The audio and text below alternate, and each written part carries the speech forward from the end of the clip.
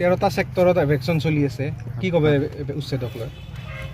ডিমৰীয়াবাসীৰ দীৰ্ঘদিনীয়া দাবী এটাৰ প্ৰতি সঁহাৰি জনাই আজি চৰকাৰে সমগ্ৰ কচুতলি সোণাপুৰ পথাৰ কপালকাটা এই অঞ্চলটোত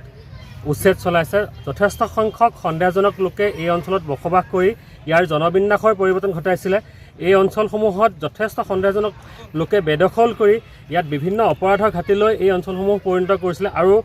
এই অঞ্চলৰ লগতে সমগ্ৰ সোণাপুৰ ডিমৰীয়া অঞ্চলত বিভিন্ন অপৰাধৰ ঘাটিত পৰিণত হৈছিলে। গতিকে আমি প্ৰশাসনক দীৰ্ঘদিন ধৰি ডিমৰীয়াবাসী ৰাইজে আহ্বান জনাই আছিলোঁ যে এই অঞ্চলসমূহত অনতিপলমে উচ্ছেদ চলাব লাগে আৰু প্ৰায় 20 বছৰীয়া দাবী এটিৰ প্ৰতি সঁহাৰি জনাই আজি সমগ্ৰ এই অঞ্চলটোত ব্যাপক হাৰত উচ্ছেদ চলিছে আৰু সমগ্ৰ এই অঞ্চলটোৰ পৰা আমি সমূলঞ্চে এই অঞ্চলত যিসকল অবৈধ লোকে ইয়াতে বসবাস কৰি আছে আমি সকলোকে উচ্ছেদ কৰিবলৈ আহ্বান জনাইছোঁ আৰু এই অঞ্চলসমূহৰ পৰা উচ্ছেদ কৰা লোকসকলে যাতে গৈ পেলাই সোণাপুৰ ক্ষেত্ৰী বা ডিমৰীয়া অন্য প্ৰান্তত যাতে বসবাস কৰিব নোৱাৰে তাৰ বাবেও আমি প্ৰশাসনক কঠোৰ পদক্ষেপ গ্ৰহণ কৰিবলৈ দাবী জনাইছোঁ। আমি মুখ্যমন্ত্ৰী মহোদয়ক ধন্যবাদ জ্ঞাপন কৰিছোঁ। মুখ্যমন্ত্ৰী মহোদয়ে তাৎক্ষণিকভাৱে ডিমৰীয়াৰ এই এটা জ্বলন্ত সমস্যা সমাধান কৰাৰ বাবে তেখেতে যি পদক্ষেপ গ্ৰহণ কৰিছে তাৰ বাবে মুখ্যমন্ত্ৰী মহোদয়ক আমি ধন্যবাদ জ্ঞাপন কৰিছোঁ। কি ক'ব সমগ্ৰ উচ্ছেদ প্ৰক্ৰিয়াটো? হয়, আমি আমাৰ এটা দীৰ্ঘদিনীয়া দাবী চৰকাৰে যে পূৰণ কৰিছে, চৰকাৰে সঁহাৰি জনাইছে তাৰ কাৰণে আমি ধন্যবাদ জনাইছোঁ চৰকাৰক। কাৰণ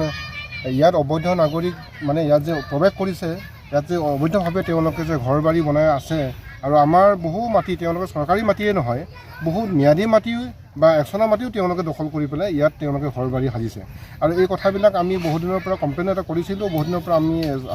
চৰকাৰক আপিল কৰিছিলোঁ যে এই মানুহবিলাকক চিনাক্ত কৰি পেলাই অতি শীঘ্ৰেই ইয়াৰ পৰা উচ্ছেদ কৰিব লাগে বুলি কৈ পেলাই। কিন্তু মুখ্যমন্ত্ৰী ডাঙৰীয়াই শেহতীয়াকৈ যিটো পদক্ষেপ আমালৈ জনাইছে বা যিখিনি পদক্ষেপ তেওঁ লৈ দেখুৱাইছে তাৰ কাৰণে আমি মুখ্যমন্ত্ৰী ডাঙৰীয়াক ধন্যবাদ জনাইছোঁ আৰু আমি সমগ্ৰ ডিমৰীয়াবাসী ৰাইজে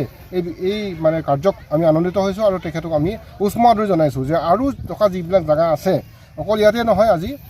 কচুতলি বা খেতি কিছুমান অঞ্চল আছে বা কপালকাটাতে নহয় আৰু বিভিন্ন জেগাত তেওঁলোকে এই ধৰণৰ বসতি স্থাপন কৰিছে য'ত তেওঁলোকক আমি চিনাক্ত কৰিছোঁ তেওঁলোকে নতুনকৈ আহি বসবাস কৰা জেগাবিলাকক মানে অপৰাধী মানে মেক্সিমাম মানে অপৰাধ জড়িত কাৰণত তেওঁলোকে আছে, অসামাজিক কামতো তেওঁলোকে বহুত লিপ্ত আছে। গতিকে এনেধৰণৰ কথা যদি ইয়াত বাঢ়ি যায় ডিমৰীয়া অঞ্চলৰ সমগ্ৰভাৱে এইটো এটা আমাৰ সামাজিক পৰিৱেশো এটা নষ্ট হ'ব গৈ আছে, বিনষ্ট হ'বলৈ গৈ আছে আৰু হঠাৎ এটা জনবিস্ফোৰণ যিটো ঘটিছে তেওঁলোকে যিধৰণে অনুপ্ৰৱেশ কৰিছে ডিমৰীয়া যিমান অঞ্চলত আমাৰ ডিমৰীয়া সমগ্ৰ ডিমৰীয়াত যিমান মানুহৰ জন্ম হয় যিমান থাকে তাতকৈ নিশাৰ ভিতৰত তেওঁলোকে বহুত মানুহ ইয়াত মানে প্ৰৱেশ কৰি পেলাই আমাৰ জনবিস্ফোৰণটো ঘটি আছে। চ' সেইটোকো বন্ধ কৰিবৰ কাৰণে সেইটো এটা আমাক মানে বাধা দিবৰ কাৰণে আজি এই উচ্ছেদ কাৰ্যই আমাক মানে সহায় জনাইছে, ভাল লাগিছে আৰু আমি চৰকাৰক দাবী জনাইছোঁ অতি শীঘ্ৰে যে যিসকল